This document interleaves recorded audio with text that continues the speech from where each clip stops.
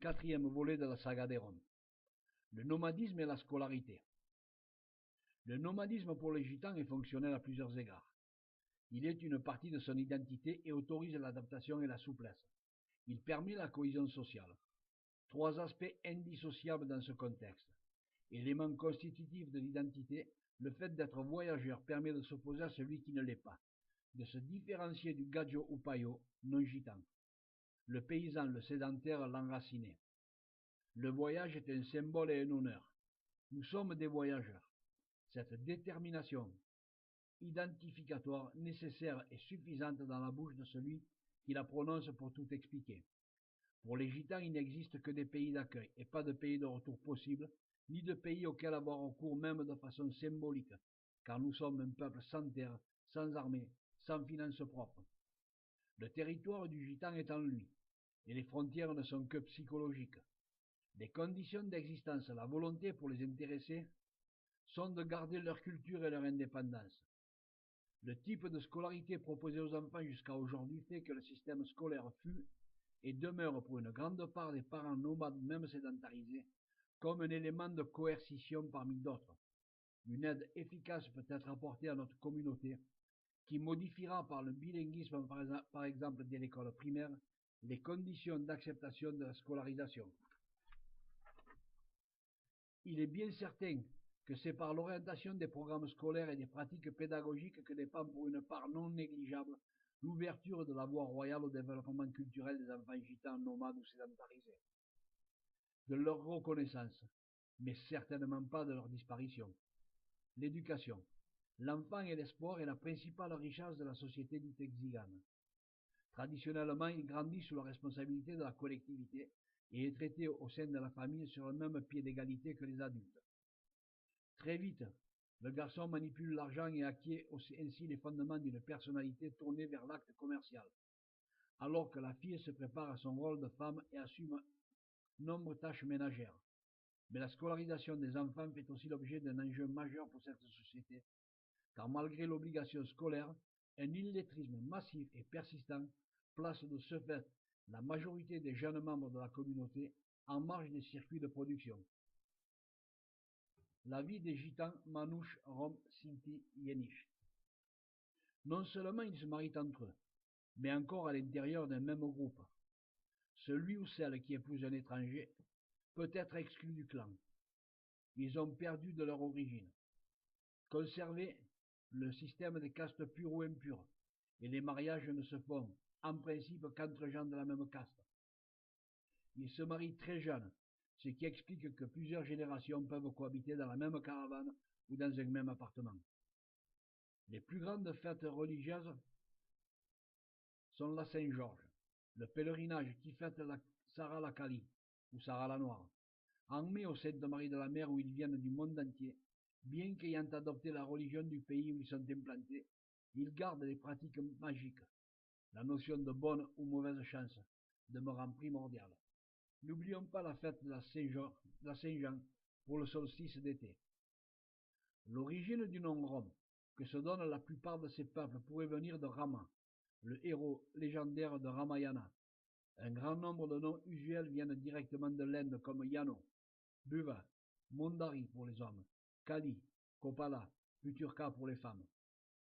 Parenté, famille, refuge, pôle de référence et maillon essentiel d'un vaste réseau de relations communautaires, la famille dont les contours ne sont pas formellement arrêtés est, pour la société dite Tzigan, l'unité sociale et économique de base.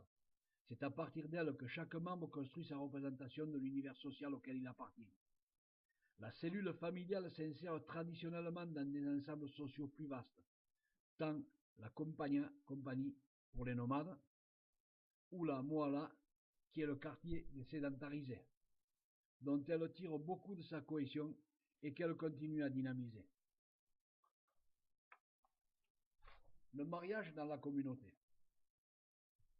Les jeunes garçons et filles de la communauté dès 14-15 ans se fréquentent sans que leurs parents le sachent. Lorsque la jeune fille commence à se maquiller, à faire attention à sa tenue vestimentaire, ses parents comprennent qu'elle désire se marier et iront voir les parents du jeune homme pour lui demander sa main. Dès que les deux familles se sont mises d'accord, Le couple pourra se voir pour mieux faire connaissance, sans excéder 2 ans. Dans notre communauté, le jour du mariage, la jeune fille doit être impérativement vierge, et cela est vérifié par le rite du mouchoir, le panuelo ou l'almucado. Pendant les fiançailles, on les verra ensemble dans le quartier. Quand ils désirent aller au cinéma, par exemple, ils devront être accompagnés d'un membre de leur famille plus âgé. Le mariage, comme tous les mariages, entraîne de grosses dépenses, familles nombreuses, donc beaucoup d'invités, de 250 à 500 et au-delà. La famille la plus proche participera aux frais. Le jour du mariage, la fête ne commencera que lorsque la virginité de la jeune fille aura été vérifiée. Elle sera alors au centre de la fête, portera plusieurs toilettes, on acclamera les mariés par des chants et on leur jettera des dragées par poignées. La musique. On le comprend aisément à la lecture de ce qui précède, que tout en préservant farouchement leur identité, ils s'adaptent au pays dans lequel ils vivent, en adoptant la religion et certains usages. Mais ceci est aussi valable pour la musique. Il n'existe pas proprement parlé de musique, mais un style très souvent empreint de mélancolie que l'on pourrait appeler blues. Ceux qui en ont les moyens se servent d'instruments les plus populaires de l'endroit où ils vivent, violon et cembalo en Europe centrale, guitare en Espagne et en France, etc. Tout cela est bon pour faire la fête, et ils n'ont pas les moyens d'avoir un vrai instrument. Les moyens de substitution ne manquent pas, à titre d'exemple. Le groupe Andodrome, Hongrie, utilise des bidons de lait, lesquels frappés sur les bords ou à l'intérieur avec la main ouverte ou fermée, remplacent la contrebasse et donnent le rythme. La voix compense ici aussi l'absence d'instruments classiques, une partie du groupe rythmant le tout à base d'onomatopées saccadées. En 1992, disparaissait El Duende de la Isla, José Monje Cruz, plus connu sous le nom de Camarón, qui lorsqu'on l'écoute est le feu dévorant de l'âme gitane qui nous gagne, feu inextinguible qui se rallume chaque nuit pour célébrer un mystère ancestral.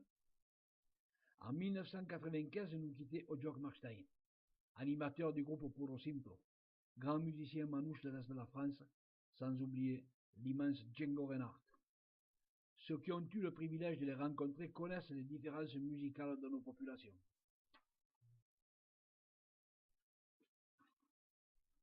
L'histoire de la musique dite tzigane s'écrit aujourd'hui comme un phénomène original unique en son genre, car c'est aussi une musique qui accompagne l'histoire des peuplades, retraçant ainsi les événements et les sentiments contenus dans ce véritable patrimoine que sont les rythmes tziganes d'Europe centrale et balkanique.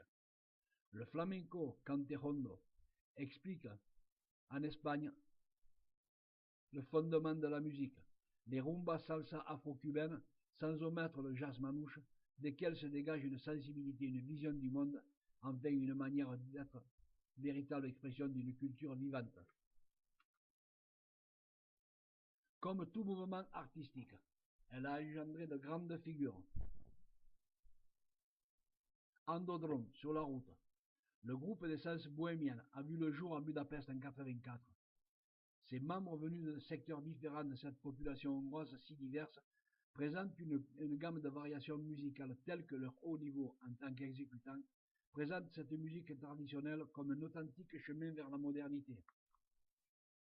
Ils font aussi des arrangements avec de nouvelles compositions, afin d'introduire les sensations de vie des bohémiens d'aujourd'hui et présentent un mode de vie et un folklore original. Les chansons sont chantées dans le langage bohémien accompagnées de guitares, mandolines, tambourins pour les percussions. Ils utilisent cueillères, cruches en bois et basses orales. Le groupe s'exécute avec 8 membres généralement, mais pour leurs concerts, ils invitent souvent de jeunes musiciens talentueux comme des invités spéciaux. Ils jouent souvent en Hongrie, où Andodrome passe pour être un des groupes du folklore bohémien les plus renommés. Django Reinhardt, Jean-Baptiste dit Django, né à Liverchy en Belgique le 23 janvier 1910 dans la roulotte familiale. Django voyagera beaucoup en France, en Italie et même en Afrique du Nord. À 12 ans, il joue déjà dans les bals parisiens. En 1928, il perdra une partie de l'usage de sa main gauche dans l'incendie de sa roulotte. Ce héros de légende dut s'inventer une nouvelle technique de doigté. Il se trouve en situation d'évaluer la relation de l'homme à son instrument comme aucun guitariste n'avait eu à le faire auparavant. En 1931, il découvre le jazz et peu après avoir commencé à jouer avec André Ekian et Alix Combel. Il fait également connaissance avec Stéphane Grappelli. Les deux hommes créeront le Hot Club de France, un quintet à cordes, et c'est le début d'une association qui se révélera très fructueuse. Il obtient un succès énorme en 1941 avec Nuages. Et Romengo Band arrive de Yougoslavie, de Maria Teresiopolis, exactement. Cet orchestre débute par l'Allemagne, Belgique et Suisse. Ils jouent des musiques légères et opérettes. Ils interprètent également de la musique bohémienne authentique. Cante Hondo. En andalou, c'est un chant profond. C'est un euphémisme proposé par Manuel de Falla et Federico Garcia Lorca, El Romancero Gitano, pour remplacer le mot flamenco, devenu péjoratif au début du siècle dernier. Le volet 5 de la saga sera extrêmement intéressant car il concerne le génocide des peuples du voyage.